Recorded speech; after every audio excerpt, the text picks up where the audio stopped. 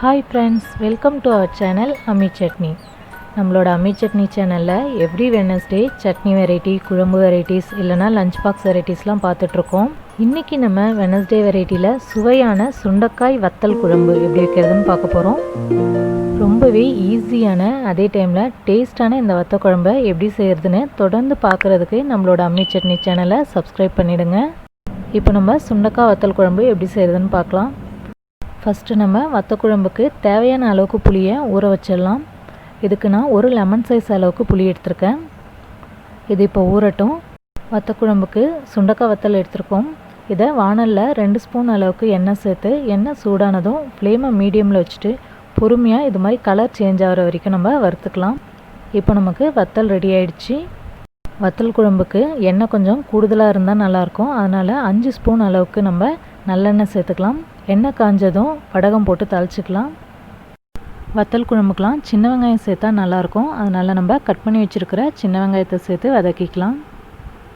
சுண்டக்காய் வத்தல் குழம்பு நல்லா வாசமாக இருக்கிறதுக்காக ஒரு கொத்து கறிவேப்பிலை சேர்த்துக்கலாம். சுண்டக்காய் வத்தல் குழம்புல தக்காளியோ மற்ற காய்கறிகளோ சேர்க்காம இது மாதிரி ப்ளைனாக வச்சோம் அப்படின்னா டேஸ்ட்டாக நல்லாயிருக்கும். இப்போ நம்ம ஊற வச்சு வச்சுருந்த புளியை நல்லா தண்ணியை கரைச்சி ஊற்றிக்கலாம். தேவைக்கேற்ப கொஞ்சம் தண்ணியும் சேர்த்துக்கலாம். தேவையான அளவுக்கு உப்பை இப்போவே சேர்த்துக்கலாம். வத்தல் குழம்புக்கு தேவையான அளவுக்கு குழம்பு மிளகாய் தூளோ இல்லைனா சாம்பார் தூளோ சேர்த்துக்கலாம். நான் 3 ஸ்பூன் அளவுக்கு குழம்பு மிளகாய் தூள் சேர்த்துருக்கேன். மிளகாய் தூள் கெட்டிப்படாமல் இருக்க நல்லா மிக்ஸ் பண்ணி விட்டுடலாம். இப்போது புளியோட ஸ்மெல்லும் மிளகாத்தூளோட ஸ்மெல்லும் போகிற வரைக்கும் குழம்பு நல்லா கொதிக்கட்டும். குழம்பு இது மாதிரி நல்லா கொதி வந்ததும் நம்ம வறுத்து வச்சுருந்த சுண்டக்காய் வத்தலை சேர்த்துடலாம். வத்தல் குழம்புக்கு ரொம்ப முக்கியமான அதே டைமில் நல்லா வாசம் கொடுக்கக்கூடியது இந்த பூண்டு. இந்த பூண்டை நம்ம முழுசாக போடாமல் அம்மியில் லைட்டாக தட்டி போட்டுக்கலாம். இப்போது குழம்பு நல்லா கொதித்து சுண்டி வரணும். அதனால் நம்ம மூடி வச்சிடலாம். நம்ம வறுத்து வச்சுருந்த சுண்டைக்காயிலேருந்து கொஞ்சம் சுண்டைக்காயை இது மாதிரி அம்மியில் வச்சு தட்டி போட்டோம் அப்படின்னா குழம்பு நல்லா வாசமாக இருக்கும். ஆனால் அதே டைமில் கொஞ்சம் சிறு கசப்பாக இருக்கும். நம்ம உடம்புல அறுசுவைகளும் சேர்றது நல்லது. அதனால் இது மாதிரி கொஞ்சமாக கசப்பு சுவையும் நம்ம உணவில் சேர்த்துக்கலாம். அறுசுவைகள் என்னென்னு உங்களுக்கு தெரிஞ்சால் கமெண்ட் செக்ஷனில் போடுங்க. வத்தல் குழம்போட டேஸ்ட்டை பேலன்ஸ் பண்ணுறதுக்காக 1 ஸ்பூன் அளவுக்கு வெல்லமோ நாட்டு சர்க்கரையோ சேர்த்துக்கலாம்.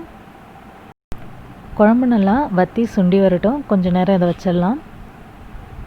வத்தல் குழம்பு நல்லா கொதித்து நம்ம ஊற்றின எண்ணெய்லாம் நல்லா பிரிஞ்சு வந்துடுச்சு.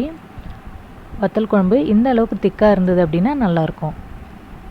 வத்தல் குழம்பு ரெடி ஆகிடுச்சு. இப்போ இதை நம்ம இறக்கிடலாம்.